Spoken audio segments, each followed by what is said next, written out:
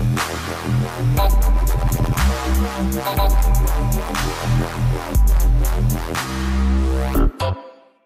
name's Justin Vanning. I work at HasOffers.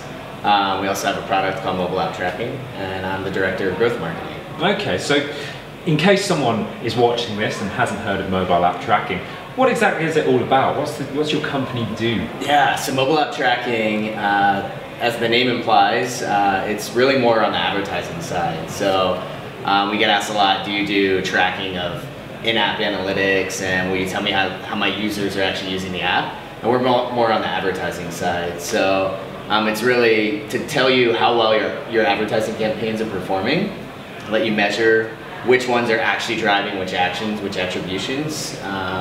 But yeah, I mean, we're integrated with 450 different ad networks and publishers, and growing. It seems like that number is growing every day. And yeah, it's really it's a great tool for measuring how well those ad networks and publishers that you're running ad campaigns on, how well they're performing, which ones are sending you great traffic, great users, which ones the lifetime value is going to be higher than maybe one ad network that might have cost more money to actually get those users.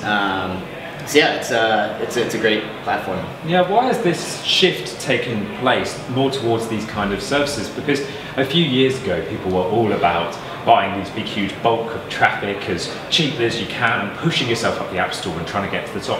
Why has that model changed, do you think? What kind of reasons are there behind that shift? Yeah, I think a lot of it is just the availability of targeting, the availability of different ad networks and platforms. You obviously have Facebook, you have Google, you have the huge players, and you have all these other ad networks.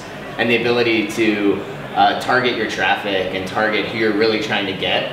And then the more data and insight that you have into how is one person from one ad network compared to another user that we might be able to get from another ad network.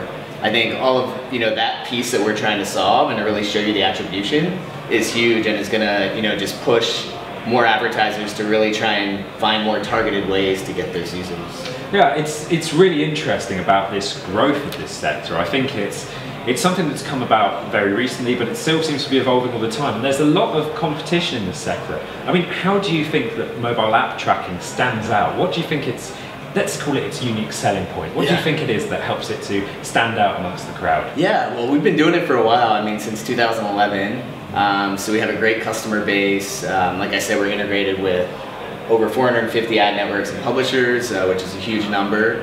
And then I think one of the really key differentiating pieces is that we call ourselves unbiased, and what that means is that our advertisers who work with us, they own that data. So all that data that is being tracked and that we're giving back to them, that analytics, we don't do anything with that other than we give that back to the advertiser because it's theirs, and let them use that for optimizing their campaigns, for improving their performance. But we're not an ad network. We don't go and try to resell that data to somebody else. So that's one of the biggest factors that makes us really unique from our competitors, is that we truly are unbiased. We want the advertiser to do really well. We want the ad networks and the publishers to do really well. Okay, so you're trying to give power to the marketer. Power to the people. Power to the people, that sounds good. Do you think that's an increasing trend within mobile? Do you think that perhaps more companies are trying to do this? Because on the one hand, you talk about doing this within the advertising space, but at the same time you can see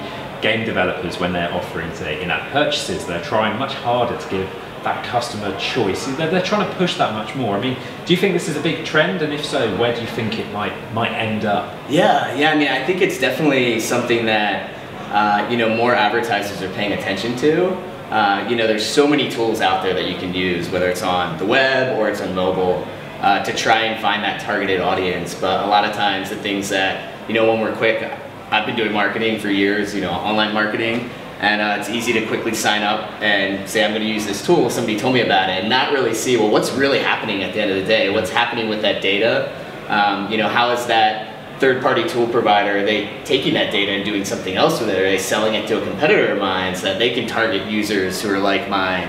And I think, just with privacy in general, big data is the hot topic. Everyone's talking about it, and there's more and more companies who are in that space and are involved with data and just providing data and analytics and insights to their customers. So I think it's only gonna be more of a focus moving forward, is to really say, I want to work with third-party providers who are treating that data, which really is mine at the end of the day, and they're treating that with respect, and they're not going behind my back and reselling that or trying to make a buck off of it, but that they actually respect that it's mine. And if anything, I hope that continues. I mean, we're seeing things on the privacy side for consumers, but then also, on the advertiser side, with big data, and just trying to make sure that that data is owned by the person who actually it belongs to. Yeah, so it sounds like respect and caring for people, that's all at the heart of what you're doing. Yeah, that's all at the heart of it. Well, thanks very much for joining us. It's been a pleasure to talk to you. Thanks a lot.